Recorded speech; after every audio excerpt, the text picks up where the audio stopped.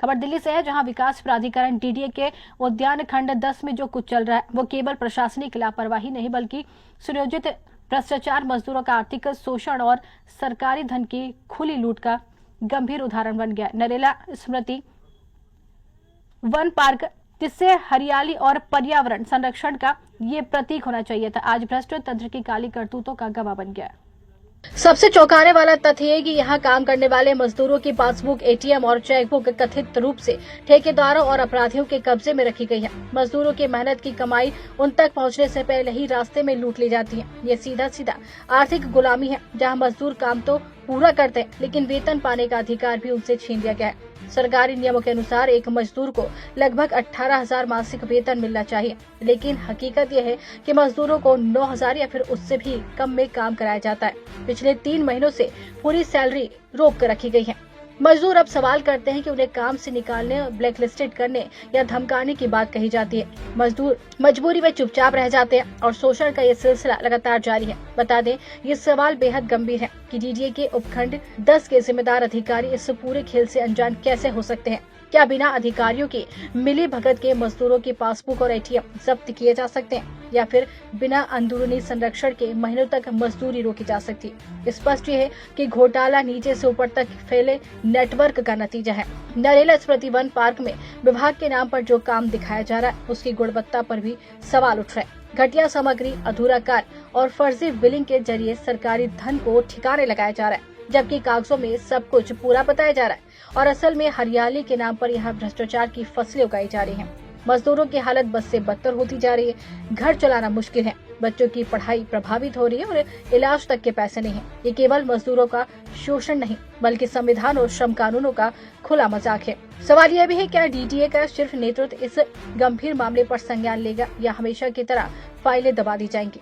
अब जरूरत है कि इस पूरे मामले की उच्च स्तरीय, स्वतंत्र और निष्पक्ष जांच हो, दोषी अधिकारियों और ठेकेदारों पर सख्त कार्रवाई हो, मजदूरों की रोकी गई पूरी सैलरी तत्काल दिलाई जाए और उनकी पासबुक, एटीएम उन्हें वापस सौंप दिए जाए। पासबुक आ रही ना, वो आ रहा अकाउंट खुला, जब आपका अकाउंट अपना है खुला था जी। हाँ। मगर वो अकाउंट का ना हमारे से पासबुक भी ले लिया, वो भी ले लिया था। किसने लिया? जो खोलने वाले आ रहे थे। अच्छा। हाँ जी, उन्होंने हमारे पास कुछ मिला ही नहीं सर। ये अकाउंट किसकी तरफ से खुला था? जियो कंपनी वालों की तरफ से खुला था जी। कंपनी वालों को खुला था। हाँ जी। जो सैलरी मिली आपको कैश में मिलती है? हाँ जी, कैश में मिलती है, कभी नहीं? बैंक से नहीं मिली जी। अच्छा, जो काम यहाँ सुपरवाइजर कराते हैं वे कौन है? सरकारी है या माड़ी है? जी यो जी, आधी सरकारी है जी और आधे हैं प्राइवेट। वही कराते हैं? हाँ जी। ठेकेदार को आपने कभी देखा? नहीं, हमने नहीं देखा जी। ठेकेदार तो जानता ही नहीं होगा। ठेकेदार अकाउंट खुला है जैसे आपके ही नंबर से खुला होगा तो हाँ जी, नहीं हमारे नंबर से खुला ही नहीं है जी मैम।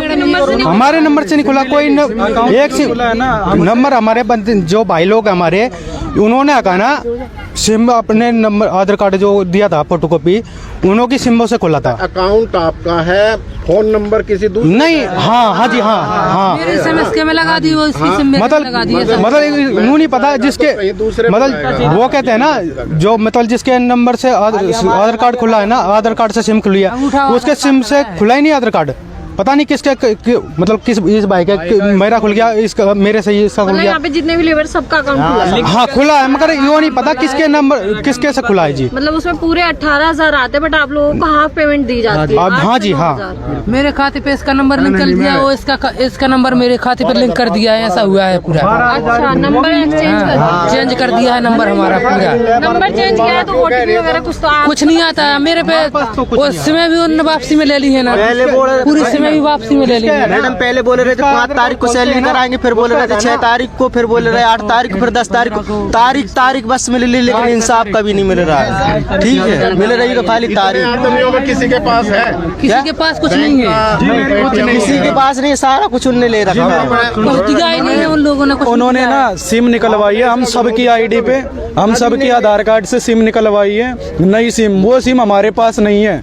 जैसे मेरी सिम है वो उनके पास है, इस भाई की सिम है उनके पास है। तो मेरे बैंक में इस भाई का और इस भाई के बैंक में इस भाई का, उस भाई के बैंक में मेरा ऐसे लिंक कर रखा है। हमारा सिम हमारे पास नहीं है, आधार वो क्या कहते हैं बैंक की पासबुक हमारे पास नहीं है, ATM हमारे पास नहीं है, कुछ भी हमारे पास नहीं। क्यों नहीं पूछा? जी हमने पूछा सारी लेबर डरपोक है जी, सारी लेबर उन्होंने खुद मना किया। गलत हो रहा है। देते हैं 12,000 11:30 मतलब 11:30। कितने घंटे काम कराते हैं? 8 घंटे।